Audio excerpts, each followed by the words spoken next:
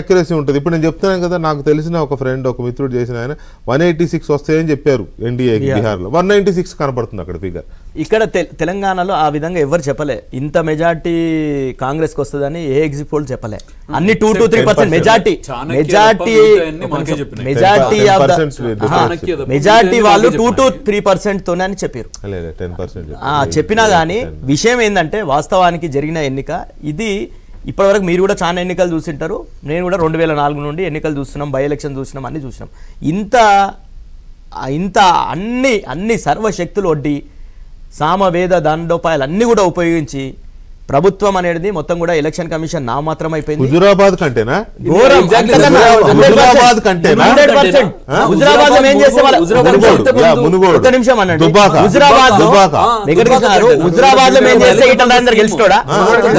లో మేము ఈ విధంగా బూతులు క్యాప్చర్ చేస్తే ఈటల రాజేందర్ అంటే గెలిచాడు. హుజురాబాద్ లో ఇవాళ కాంగ్రెస్ పార్టీ విధానాన్ని కానీ ఇందాక నాయుడు గారు చెప్పినట్టు ఎంఐఎం వాళ్ళు ఎలా చేశారు అనే దాన్ని ఎట్లయితే మాట్లాడుతున్నామో, హుజురాబాద్ లో ఆ రోజు బీఆర్ఎస్ చెయ్యని పని లేదు సార్. మేము పోలింగ్ కోసం ఏం చేయాలి అప్పుడే గుర్తొచ్చింది. అది అంత స్కీమ్. అది ఒక ఇంటర్నేషనల్ ఏజెన్సీ మొత్తం హుజురాబాద్ ఆ రోజు ఉప ఎన్నికకు పెట్టిన ఖర్చు 2000 కోట్ల రూపాయలు అని చెప్పి ఒక ఇంటర్నేషనల్ ఏజెన్సీ చెప్పింది. ఏది దళిత బంధు లాంటి స్కీమును కూడా కలిపి. ఏం డబ్బు అండి అది? డబ్బా ఆ రోజు. సార్ వెంకటకృష్ణ గారు, మనం జుబ్లీస్ గురించి మాట్లాడదాం, కానీ ఇట్లా బూత్ క్యాప్చర్లు గతంలో ఇప్పుడు ఓల్డ్ సిటీలోనో కడపలో చేసిరు బూతులు క్యాప్చర్లు, లేకపోతే మిగతా పార్టీకి సంబంధించిన ఏజెంట్లని బయటకు వెళ్ళగొట్టిన అనేది చూసినామా? మా ఏజెంట్లని బయటకు వెళ్ళగొట్టినటువంటి పరిస్థితి. దామోదర్ గారు మీరు మాట్లాడినప్పుడు ఇంటరప్ట్ కావద్దు. ఎంఐఎం సంబంధించిన ఎమ్మెల్యేలు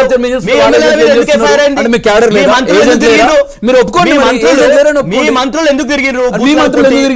మా మంత్రులు ఎందుకు తిరిగిర్రు? మీరున్నప్పుడు మాజీ మంత్రులు కూడా తిరగలేరు.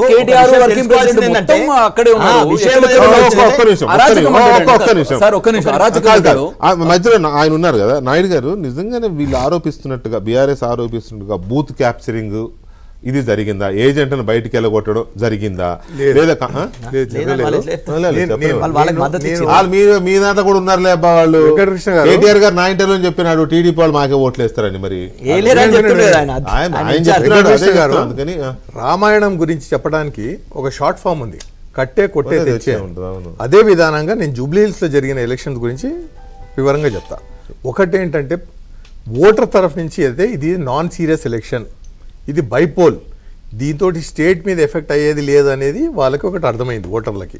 సెకండ్ ఏమైందంటే ఈ క్యాండిడేట్స్ మీద ఎంత బురద జల్లారంటే ప్రజలకి విసుకొచ్చేసింది. తర్వాత ఇది పార్టీలది కాకుండా కేవలం రేవంత్ రెడ్డి కేటీఆర్ మధ్యలో యుద్ధమే చూశారు కానీ పబ్లిక్. బీజేపీ వర్షన్ కూడా అదే ఇప్పుడు అది చూసారే కానీ వేరే ఏమి చూడలేదు. తర్వాత ఇవాళ కాంగ్రెస్ జూబ్లీ హిల్స్ గెలిచిందంటే 3 కారణాలు. చంద్రబాబు నాయుడు, అసదుద్దీన్ ఓవైసీ, గాంధీజీ.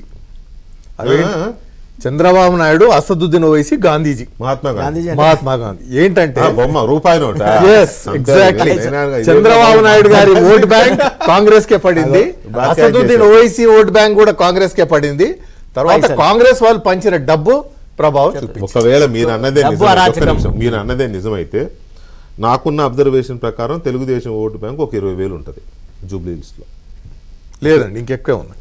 పడేదండి, పడే పర్సెంటేజ్ చూసుకోవాలి కదా. ఉండొచ్చు ఓటర్లు